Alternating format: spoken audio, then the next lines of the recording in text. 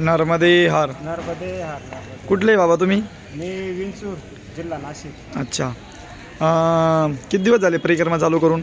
परिक्रमा चालू करून 82 दिवशी आम्ही पूर्ण केली परिक्रमा. अच्छा, 82 दिवसात तुम्ही परिक्रमा पूर्ण केली. हो. ओंकारेश्वरूनच उचलली होती. हो, 2 तारीख दसऱ्याच्या दिवशी परिक्रमा सुरू केली हां हां. आणि काल 22 तारीख पूर्ण झाली. अच्छा, तर मग ओंकारेश्वरवरून परिक्रमा उचलल्याच्या नंतर हां. तुमचा 82 दिवसाचा प्रवास पूर्ण झाला. हो. 82 दिवसामध्ये तुम्ही परिक्रमा पूर्ण केली. हो. तर तुम्हाला परिक्रमेची प्रेरणा कोणी दिली होती? प्रेरणा द्यायचा विषय म्हणजे माझं 2 वर्षापासून चालू होतं परिक्रमा करायची. पण मैयाचं बोलवणं होत नव्हतं. तर तो दिवस उगवला 2 ऑक्टोबर दसऱ्या दिवशी तो दिवस उगवला आणि मैयानं बोलवलं आणि मी परिक्रमा चालू केली. तरी बरेच जे परिक्रमावाले पूर्ण करून आले त्यांना विचारून त्यांचे अनुभव घेऊन विचार घेऊन मी परिक्रमा सुरू केली. तर तुम्ही ओंकारेश्वरला आले. हो. ओंकारेश्वर येईपर्यंत तुम्हाला तर मार्गदर्शन होतंच. होतं. पुढच्याही परिक्रमेचं तुम्हाला मार्गदर्शन वगैरे होतंच. पण मग इथं आल्याच्यानंतर संकल्प वगैरे कुणाकडे सोडला? इथं आल्याच्यानंतर कुठला विधी केला होता तुम्ही? ते किती मार्गदर्शन आणि किती काय असतं तर शेवटी मनामध्ये ते धाकधुकी राहतेच, कारण नवीन प्रवास राहतो, नवीन ठिकाण राहतं, आपल्याला माहीत नाही राहत. किती सांगितलं तरी ते पूर्ण म्हणजे थोडं घाबरल्यासारखं होतंच. पण एवढं करून मी ओंकारेश्वरला आलो आणि गोमुख घाटावर गेलो, आंघोळ केली. तिथं जे गुरुजी भेटले ते गुरुजींनी माझ्याकडून पूजा करून घेतली. त्यांनी ज्या पद्धतीने सांगितलं तसं मी केलं आणि परिक्रमा दसऱ्या दिवशी सुरू केली. अच्छा, मग इथं मानदाताची परिक्रमा केली होती सुरुवातीला हो, आपण? पहिल्या दिवशी आल्यानंतर मानदाताची परिक्रमा करून नंतर मग ही परिक्रमा सुरू केली. अच्छा, मग तुम्ही इथून परिक्रमा उचलली. हां.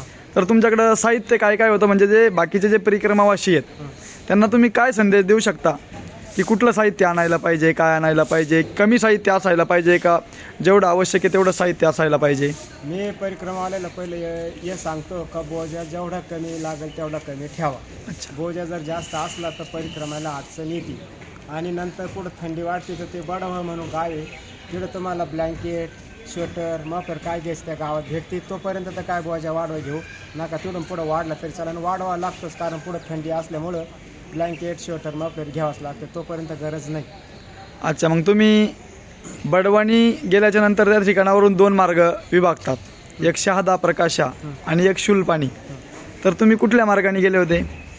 ते बडवानीमध्ये गेलं, तिथं जेवण केल्यानंतर आश्रमात ते महाराजांनी सांगितलं हां. शूलपाणी एक मार्ग आणि प्रकाश एक मार्ग. प्रकाश हा मार्ग सोपा आहे चालण्यासाठी आणि शूलपाणी हे झाडी डोंगर जास्त आहे. पण मी तोच मार्ग निवडला आणि शूलपाणीचा अनुभव मला घ्यायचा होता.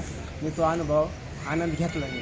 अच्छा, मग शूलपाणीमध्ये अश्वत्थामाची भेट होते असं पण सांगतात. तर मग तुम्हाला अश्वत्थामा भेटला होता का? नाही, तसं काही नाही. अच्छा, मग शूलपाणी संपल्याच्या नंतर तुम्ही समुद्रापर्यंत गेले, विमलेश्वरापर्यंत. हां.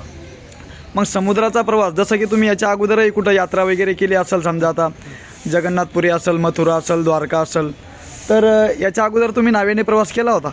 याच्या अगोदर प्रवास केला तर पण तो थोडा होता. द्वारकेला केला तो किती 15 मिनिटाचा असतो. अच्छा. आणि कन्याकुमारीला गेलो ते स्मारक पाहायचं होतं, सावरकर स्मारक, ते पण थोडं होतं. पण मग हा जो प्रवास होता हा 2.5-3 तासाचा प्रवास होता. आणि परिक्रमावाले सांगायचे असं पाणी ओढतं, तसं पाणी ओढतं, बॅग ओढली होती, कपडे ओढले, ते काहीच नाही झालेलं. बॅग नाही ओढली, कपडे ओढले नाही, काही नाही. आणि आम्ही रात्री सुरुवात केली 2:15 वाजता, जहाजामध्ये बसलो. 4:30 वाजता आम्ही विमलेश्वरला उतरलो. अच्छा, रात्रीचा प्रवास झाला त्यामुळं काही जाणवलं नाही? भीती नाही वाटली, आग नाही झाली. नाही समुद्रामध्ये रात्री बसलो, दिवस उगायला आला का जीव घाबरतो, पण तसं काय आम्हाला झालं नाही. काय आमचा पूर्ण प्रवास रात्री झाला, त्याच्यामुळे काही जाणवलं नाही. नंतर मग तुम्ही अशा प्रकारे उत्तर तटापर्यंत गेले. हो. आणि उत्तर तटाचा अनुभव काय सांगू शकता तुम्ही? उत्तर तटाचा अनुभव असा का आम्ही बराचसा प्रवास आम्ही हा तटाने केला. हां. पण तटाने थोडी नाही म्हणजे चांगलीच अडचण येते. याचं कारण त्याचे तटाला जे शेत आहे ते लोकांनी तयार केले. हां. आणि ते शेत तयार केल्यामुळे त्यांचे जे स्प्रिंकलर चालू आहे, पाणी भरण्याचं काम चालू आहे, त्याच्यामुळे सगळं ओढलं आहे. 3-4 दिवस तटानं चाललो, नंतर थकलो, परत आम्ही रस्त्याने सुरुवात केली. अच्छा, मग तटानी परिक्रमावासियांनी चालायला पाहिजे का रोडनी चालायला पाहिजे? तुमच्या अनुभवातून तुम्ही काय सांगू शकता? नाही, तटाचा जो आनंद आहे तो नाहीच. डांग रोडनं किती चाललं तरी नाही, तटानंच चाललं पाहिजे. तटाचा आनंद वेगळाच आहे. पण रस्त्याची थोडी अडचण होती, थोडी म्हणजे चांगली अडचण येते, पण तरी पण तटानं चालणं योग्य व्हावं. अच्छा, म्हणजे तटानी चालल्याच्या नंतर असं आपल्याला जाणवतं की मैयासोबतच आपण चालतोय. चालतो आपण. अच्छा, मग तुम्ही दूधधारा, कपिलधारा वगैरे बघितल्याच्या नंतर हो. तिथं दर्शन झाल्याच्या नंतर तुम्हाला तिथं असं काय जाणवलं की असं तुम्हाला काय वाटत होतं की आपण कधी पोहोचू असं वाटत होतं की इकडंच राहावं असं वाटत होतं? नाही, ते असं परिक्रमा चालू केल्यानंतर समुद्र पास करत काहीच वाटत नाही. अच्छा. जोपर्यंत नियमावर येत नाही तोपर्यंत काही वाटत नाही. नियमावरच्या पुढे निघलो का मग घरची वळलं घरचे, मग दिवस मोजायला सुरुवात होती. किती किलोमीटर राहिलं, किती दिवस लागतील. पण माझं असा अनुभव आला का परिक्रमा आल्याने दिवस मोजू नये, हां हां. अंतर पाहू नये, परिक्रमा चालूच ठेवावी आणि त्याच्यामुळे अडचण येत नाही. जर दिवस मोजले आपण तर आपले 2 दिवस वाढत, हे मला अनुभव आला. त्याच्यामुळं फक्त चालत राहणे, दिवस मोजायचे नाही आणि किती किलोमीटर राहिले ते पण बघायचं नाही. परिक्रमेतला तुम्ही असा एखादा अनुभव सांगू शकता? तुमच्यावर काही संकट आलं का परिक्रमेमध्ये?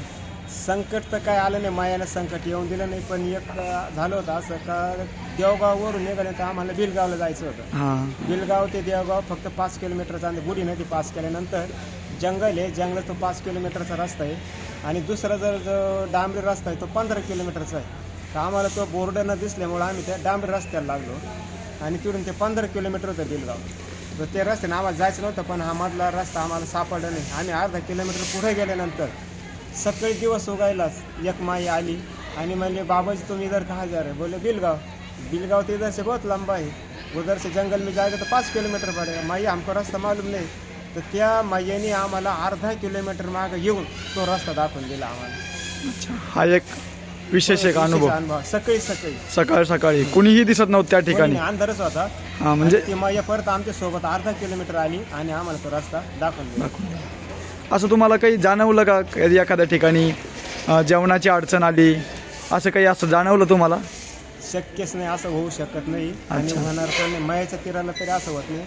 होतं थोडं लेट होतं, दीड तास लेट होतं, पण उपाशी राहत नाही. अच्छा. आणि तुम्ही जे चालून तुमचे पाय थकायचे, प्रत्येकाचेच पाय थकतात, तर थकल्याच्या नंतर दुसऱ्या दिवशी जे तुम्ही उठायचे तर तो उत्साह कसा असायचा तुमचा? थकल्यासारखं जाणवायचं तुम्हाला का जो पहिल्या दिवशी उत्साह होता त्याच उत्साहामध्ये तुम्ही दुसऱ्या दिवशी चालायला प्रारंभ करायचे? दिवसभर चालून जेवल्यानंतर झोपलं का हातपाय दुखायचे. अच्छा. असं वाटतं उद्याकडे आपण गाडीतच बसू असं वाटतं, इतके दुखायचे. पण सकाळीच उठून आंघोळ केली का पूर्ण फ्रेश, जसं पहिलाच दिवस आपला चालू झाला असं वाटायचं ना. आम्ही प्रवास पायी चालू ठेवायचा, गाडीत बसलो नाही.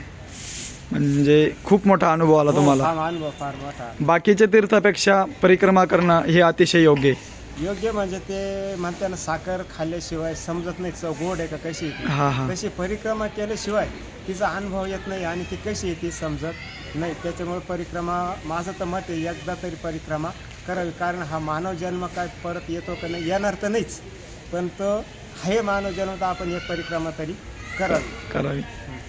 म्हणजे जो मनुष्य म्हणून जन्माला आलेला आहे त्याने मैयाची परिक्रमा करायलाच पाहिजे. अच्छा. नर्मदे हर. बाबा तुमचं नाव, गाव आणि तालुका सांगा सगळा. मी अण्णा कवडे, राहणार विंचूर, तालुका निपाट, जिल्हा नाशिक. अच्छा. तुमच्यासोबत आणखी पण कोणी होतं परिक्रमेमध्ये? हो, एक जोडीदार होता. अच्छा. ते पण पूर्ण तिन्ही शेवटपर्यंत तुम्ही दोघं सोबत राहिले? सोबत राहिले दोघं. शेवटपर्यंत? दोघं. पण मग कोणी तर म्हणतं की सुरुवातीपासून जे सोबत असतात ते शेवटपर्यंत सोबत राहत नाही. मग हे कसं काय शक्य आहे? मध्यंतरी काही विभागणी झाली का तुमची? बरोबर आहे हे. हां. दोघं आम्ही सुरुवातीपासून तर शेवटपर्यंत दोघं सोबतच होते. याचं कारण का आम्ही पायीला चालायला सुरुवात केल्यानंतर, परिक्रमा चालू केल्यानंतर आमच्या दोघांच्या मध्ये 100 फुटाचा अंतर आहे. अच्छा. आम्ही दोघं एकमेकांकडे पाहत सुद्धा नव्हतो. हां हां. का जोपर्यंत विसावा घेत नाही, एखाद्या झाडाखाली बसलो का त्यावेळेसच बोलायचो. बाकी रस्त्यानं चालल्यानंतर आम्ही दोघं एकमेकांसंग पाहत सुद्धा नव्हतो. बोलायचे विषय तर बाजूला घे. हीच अडचण मोठी आहे का जर तुम्ही दोघं सोबत चालले, 2, 3, 4 काय तुमचा ग्रुप आहे, तुम्ही जर बातामारी चालले, काही गप्पा करीत चालले तर तुमचा ग्रुप टिकत नाही. जर तुम्ही दिवसभर सोबत असून जर अंतर ठेवून जर नामजप करीत चालले तर तुम्हाला कुठली अडचण नाही, तुमचा ग्रुप तुटत नाही. हा माझा अनुभव आला. अच्छा. आणि परिक्रमा आता तुमची पूर्ण झाली. हो. आता असं विशेष काय वाटतं तुम्हाला परिक्रमा पूर्ण झाल्याच्या नंतर? असं विशेष काय सांगू शकता तुम्ही की तुमचा हा व्हिडिओ त्यांच्यापर्यंत पोहोचल्याच्या नंतर त्यांना अतिशय उत्सुकता आणि असं जाणवलं पाहिजे की आपण कधी परिक्रमेला जाऊ, असा एखादा तुम्ही अनुभव सांगू शकता त्यांना? अनुभवाचं आहे ना, आता तुम्ही मगाशी जे बोलले जेवणाची काही अडचण आली का? एक ठिकाणी अडचण तर आली नाही, पण आमची अशी इच्छा झाली तेव्हा आपण दसऱ्याला परिक्रमा चालू केली. आपल्याला देवळीचं फळाचं खायला भेटलं नाही, असे आमचा विषय झाला. फक्त तिथं बसलो होतं तर आम्हाला तिसऱ्याच दिवशी नाशिकहून एक मैया परिक्रमा करीत होती, गाडीनं करीत होती. पण त्या मैयाने जो 100-150 पाकिटं देवळीचे फरं जे आपण घरी बनवतो हां. ते पाकिटं बनवून आणले होते आणि ते प्रत्येक परिक्रमावाल्याला वाटीत चालले होते. आणि तेच आम्हाला दुपारी 11 वाजता ते पाकिट भेटलं. आम्ही दोघं एकमेकाकडे पाहायला लागलो का बा आपला विषय झाला काल परवाचा, आपल्याला देवळीचं फळं खायला भेटलं नाही आणि मायेनं ते आपल्याला तिसऱ्या दिवशी आणून दिलं. हा मोठा अनुभव. म्हणजे थोडक्यात सांगायचं झालं तर मनामध्ये इच्छा प्रकट झाली हो, की ती आपली मैया पूर्ण केल्याशिवाय राहत नाही. हो पूर्ण अच्छा, नर्मदे हा. मध्ये